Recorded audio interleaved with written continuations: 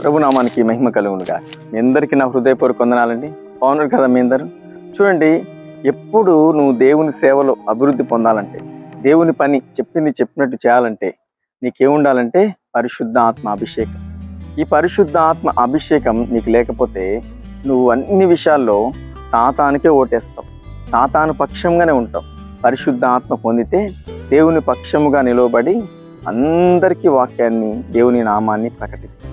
ఇంకో మాట జ్ఞాపకం చేస్తాం. అపోస్తుల కార్యములు 1వ అధ్యాయం 5వ వచనం, మీరు పరిశుద్ధాత్మలో బాప్తిసం పొందేదరనెను.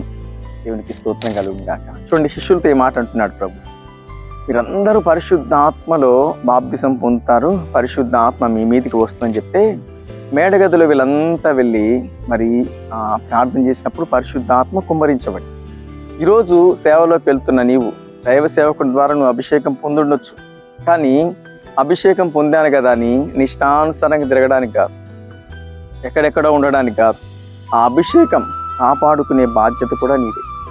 ఆ అభిషేకాన్ని ఇంప్రూవ్ చేసుకునే కృపను కూడా ప్రభు నీకే ఇచ్చాడు. నువ్వేం చేయాలి? నీకు ఇష్టం వచ్చినట్టు చూసుకుంటూ, నీకు ఇష్టం వచ్చిన మార్గంలో వెళుతూ ఉండడం కాదు. ఎప్పుడు ప్రార్థన చేయొచ్చు, దేవుని స్తుతిస్తూ, ఆరాధనలో పాలు పొందొచ్చు, వాక్యాన్ని ధ్యానిస్తూ, నీలో ఉన్న అభిషేకాన్ని నువ్వు ఎలా అంటే ఇంప్రూవ్ చేసుకుంటూ జాగ్రత్తగా, ఎక్కడ నువ్వు అభిషేకాన్ని కోల్పోకుండా జాగ్రత్తగా ఉండాలి. వీళ్ళు ఫస్ట్ మేడగదిలో అభిషేకం పొందారు, ఇంకా అక్కడికి ఆగిపోయిందా? లేదండి. వాళ్ళు ఎంతో భయము కలిగి, ఎంతో భక్తి కలిగి ప్రభు మార్గంలో నడుస్తూ బల్లా కార్యక్రమంలో పాలు పొందొచ్చు. ఎప్పుడు ప్రార్థనతో, ఎప్పుడు వాక్యంతో, వేరే ఆలోచన లేకుండా, వేరే మార్గంలోకి వెళ్ళకోకుండా. ఎందుకు అంత భక్తిలో ఉన్నారంటే పరిశుద్ధ ఆత్మ ప్రభావంతో నడిపించబడ్డాను. అందుకే ఇక్కడ రాయబడింది, పౌలు చేతి గుడ్డలైనను, మరి ఆయన చేతిలోంచి, ఆయన చేతులు తగిలినా, ఆయన గుడ్డలు తగిలినా అనేకులు స్వస్థత పొందిరి అని రాయబడింది. ఎందుకు? పరిశుద్ధ ఆత్మ అభిషేక ప్రభావం ఉంటుంది.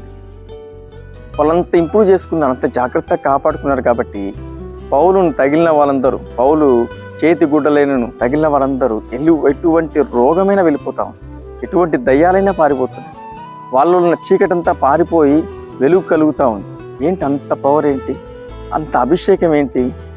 అదే నీకు కూడా, ఆ బాధ్యత కూడా నీకే ఇచ్చాడు ప్రభు. నేను అభిషేకం పొందానులే, ఆ ఇష్టం వచ్చినట్టు వెళ్ళొచ్చు అని కొంతమంది చర్చిలు మానేసి, ప్రార్థన మానేసి, వాక్యం మానేసి రోజులు తరబడి తిరుగుతూనే ఉంటారు. నువ్వు అలా ఉండవు. దేవుని నీకు ఇచ్చిన అభిషేకం నువ్వు కాపాడుకుంటూ, ఆయన మార్గం నడుస్తూ, ఆయన వాక్యాన్ని ప్రకటిస్తూ, ఎప్పుడూ దైవ ధ్యానంలో ఉండడానికి, నీ ఇష్టం వచ్చిన తిరుగుతూ, మరి కుటుంబం కరువుల్లో, దుఃఖంలో, వేదనలో, సమస్యలో పడిపోవడానికి నీవే కారణం.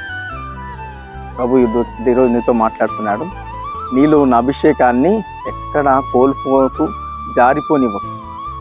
నిన్ను అభివృద్ధి పరచడానికి ప్రభు నిన్ను అభిషేకించాడు.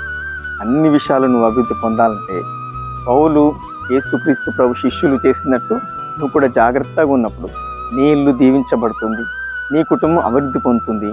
ప్రభు సేవలో నిన్ను, నీ కుటుంబాన్ని ప్రభు చక్కగా వాడుకుంటుంది. అలాంటి కృప ప్రభు మీ అందరికీ అనుగ్రహించి నడిపించునుగా.